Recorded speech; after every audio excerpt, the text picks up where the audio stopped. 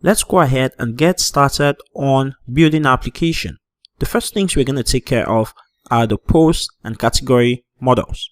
This is a CMS, and the authenticated users will be able to manage posts, will be able to manage categories for those posts, and create blog posts, create categories and all of that stuff.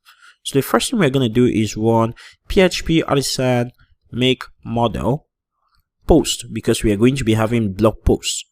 But we can automatically generate the migration for this model by adding a -m flag right here. And you can see it created the model and it created the migration. So if we go to the database migrations folder, we have a new post migration right there. The second thing we are going to create is a model for categories. So add make model category. And remember, if you don't have the shortcut, you have to use PHP artisan. Okay, so art is just a shortcut, so I don't have to type it over and over. So add make model category -m. And now we've created a new category model, as you can see, and we've created a migration for that category model. Next step, let's modify the migrations to be exactly as we want them. So this is the categories model, or the categories migration. So in the categories table, we want a string for the name, and I think that's the only column we are going to be needing. We have ID here, we have the name, and that's it. So let's go to the post migration. The post is going to have a bunch of fields. For example, we're going to have a string for the title. We're also going to have one for the description or the short text. And this is going to be a string, okay? And this is going to be a description, okay? Remember the name of the column type and then the name of the column. So we have table, and this is going to be a text field, and this is going to be content to save the content of this blog post. Next, we're also going to have a table timestamp that says published at, so that we can know exactly when this blog post should be published. And we are also going to make sure that this field is nullable, which means you can create a blog post without necessarily filling in this field.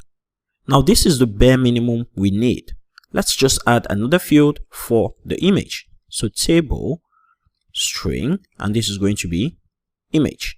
And this is going to save a URL to the image for this blog post. Okay, so we have a title, description, content, image. Let's go ahead and get started. We are going to go to our resources views folder, and since we generated authentication, you can see we have an auth folder which has the different views for the authentication screens we generated. You can see right there. So we also have a layouts app.blade.php that Laravel generated for us, and that's what is being used to display all of these views. Make sure you go through this folder structure so that you understand exactly how all of these views are using the layout. It's going to help you understand Blade better.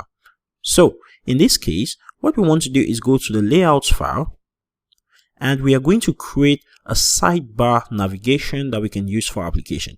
Just something very basic. So let me show you that. We are going to come here. We're not going to use the main menu. We're going to come right here before the contents, and we're going to have a div.row. Okay, so notice this is the structure of our page. We have the navbar, and then we have the main contents. So here we're going to have a div.row, and we're going to have a column md4, and we're going to have a column md8, and we are going to yield the content in the 8th section. Okay, and this one is going to be used as a navigation. So if I come here and refresh, you can see that the content has shifted to the right. That's because we have 8 this way and we have 4 this way. So let me show you what we're going to do. We're going to have an unordered list .list group, and in here we're going to have a list item .list group item, and here we're going to have a link to the post. So if I refresh, great, you can see we have post right here.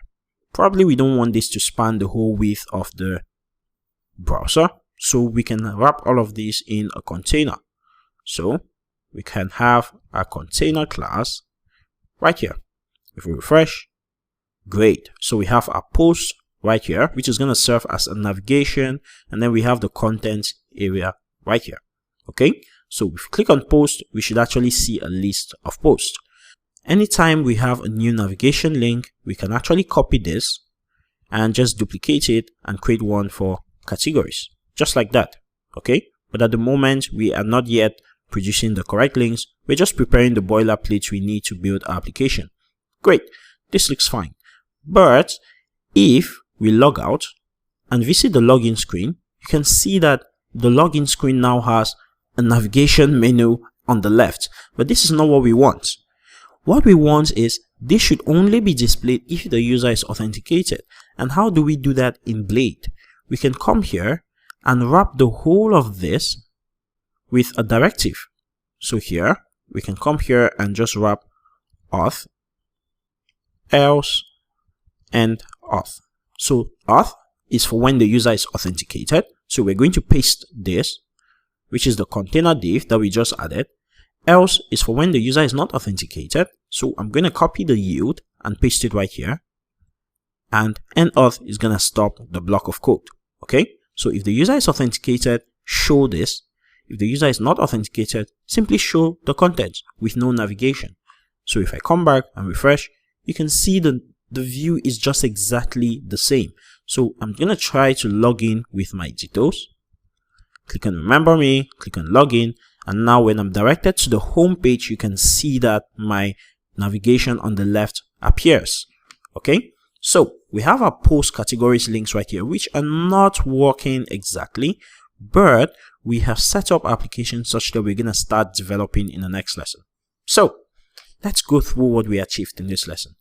We created a post and category model, which we're going to use in the future. Then we also created migrations, which are going to help us create our database tables, defining the columns that we need in these tables. We also did that for the category. Then we edited our layout file to be able to have a navigation menu when the user is authenticated. In the views, if you want to hide contents from users that are not authenticated, you can use the auth directive. So if the user is authenticated, they can see this content. Else, they can see only what is yielded from the files that extend this layout. Okay, so I hope that was fun. I'll catch you up in the very next lesson.